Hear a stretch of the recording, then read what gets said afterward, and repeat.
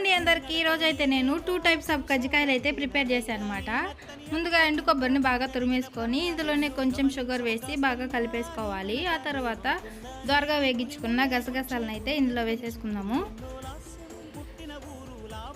ఇదంతా బాగా కలిపేసుకున్న తర్వాత ఇందులోనే సన్నగా తరిగిన జీడిపప్పు వేసుకుందాము. ఆ తర్వాత కొంచెం బాదం పప్పు వేసుకొని మొత్తం కలిపేసుకోవాలి.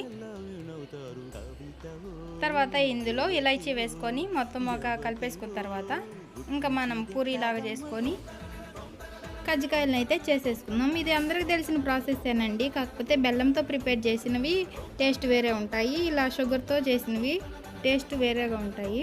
నాకైతే ఈ షుగర్తో చేసిన ఈ కజ్జికాయలు అయితే చాలా ఇష్టం అన్నమాట. అవి కొన్ని ఇవి కొన్ని అయితే నేను ప్రిపేర్ చేశాను.